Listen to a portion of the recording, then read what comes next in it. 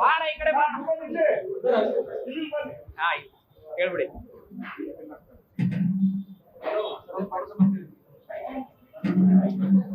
ಮಂಜುನಾಥನನ್ನ ರಕ್ಷಿಸಿ ಅಪಪ್ರಚಾರಿಗಳನ್ನ ಶಿಕ್ಷಿಸಬೇಕೆಂಬುದು ಒಬ್ಬ ಭಕ್ತನಾಗಿ ನನಗೆ ಸರ್ಕಾರಕ್ಕೆ ಒಂದು ಬೇಡಿಕೆಯನ್ನ ಸಲ್ಲಿಸ್ತಾ ಇದ್ದೀವಿ. ಯಾಕಂದ್ರೆ ಇವತ್ತು ಗೃಹ ಮಂತ್ರಿಗಳ ಉತ್ತರ ಕೊಡೋರಿದ್ದಾರೆ.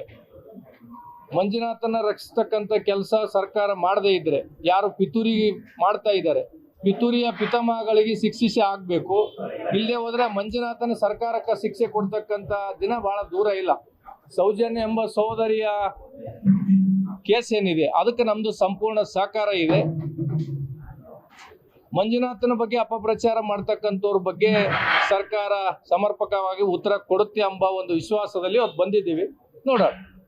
ಸರ್, ಈಗ ಈ ಕೊಲೆಯಿಂದ ಇಡೀ ಪ್ರಕರಣ ಏನಿದೆ, ಅಪಪ್ರಚಾರ ಒಂದ್ ಕಡೆ ಸೋಷಿಯಲ್ ಮೀಡಿಯಾ ನಡೀತಾ ಇದೆ.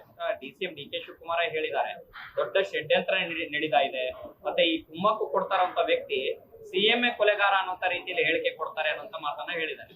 ಸರ್ಕಾರದ ಭಾಗ, ಉಪಮುಖ್ಯಮಂತ್ರಿಗಳು ಸರ್ಕಾರದ ಭಾಗ. ಮತ್ತಿನ್ನು ಅವರೇ ಹೇಳಿದ ಮೇಲೆ ಇದಕ್ಕೆ ಉತ್ತರ ವಿರೋಧ ಪಕ್ಷದವರು ನಮ್ಮ ಮೇಲೆ ಯಾಕೆ ಅಂತಂದ್ರೆ ನೀವು ಅಪಪ್ರಚಾರ ಮಾಡ್ತೀರಿ? ಷಡ್ಯಂತ್ರ ಅಂತ ತಿಳ್ಕೊಂಡು ಉಪಮುಖ್ಯಮಂತ್ರಿಗಳು ಹೇಳಿದ ಮೇಲೆ ಆ ಷಡ್ಯಂತ್ರ ಯಾರು ಮಾಡ್ತಾ ಇದ್ದಾರೆ, ಪಿತೂರಿಯ ಪಿತಾಮಹಗಳು ಯಾರಿದ್ದಾರೆ ಅವ್ರಿಗೆ ಶಿಕ್ಷೆ ಆಗ್ಬೇಕೆಂಬುದು ನಾನು ಭಕ್ತನಾಗಿ ಆಗ್ರಹ ಪಡಿಸ್ತೇನೆ. ಈ ಮಟ್ಟಿಗೆ ಪ್ರಕರಣ ಹೋಗೋದಕ್ಕೆ ಸರ್ಕಾರ ಯಾಕೆ ಸರ್ಕಾರದ ಮೇಲೆ ಬೇರೆ ರೀತಿಯ ಒಂದು ಒತ್ತಡ ಇದೆಯಾ ಅಥವಾ ಸರ್ಕಾರವೇ ಷಡ್ಯಂತ್ರದಲ್ಲಿ ಭಾಗಿಯಾಗಿದೆಯಾ? ಸರ್ಕಾರ ಯಾವಾಗಲೂ ಏನಪ್ಪಂದ್ರೆ ಈಗ ಬಂದಿರತಕ್ಕಂಥ ಸರ್ಕಾರ ತೊಟ್ಟಲು ಏನಪ್ಪಂತಂದ್ರೆ ತೊಟ್ಟಲಾಗಿರ್ತಕ್ಕಂಥ ಮಗುವಿನ ಚೂಡ್ತಕ್ಕಂಥ ಕೆಲಸನೂ ಅವರೇ ಮಾಡ್ತಾರ, ತೂಗ್ತಕ್ಕಂಥ ಕೆಲಸನೂ ಅವರೇ ಮಾಡ್ತಾರೆ. ಇದು ಆರಂಭದಿಂದ ಆಗಿದೆ. ನೋಡೋಣ.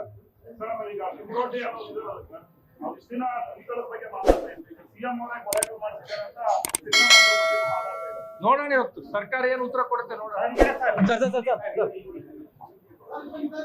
ಲೇಟೆಸ್ಟ್ ಹಾಗೂ ಇಂಟ್ರೆಸ್ಟಿಂಗ್ ಸುದ್ದಿಗಳಿಗಾಗಿ ಬಾಸ್ ಟಿವಿ ಕನ್ನಡ ಚಾನೆಲ್ನ ಸಬ್ಸ್ಕ್ರೈಬ್ ಮಾಡಿ. ಹಾಗೆಯೇ ಬೆಲ್ ಐಕಾನ್ ಪ್ರೆಸ್ ಮಾಡಿ. ಇದರ ಜೊತೆಗೆ ಫೇಸ್ಬುಕ್, ಇನ್ಸ್ಟಾಗ್ರಾಮ್, ಎಕ್ಸ್ ನಲ್ಲೂ ಮಿಸ್ ಮಾಡದೆ ಫಾಲೋ ಮಾಡಿ.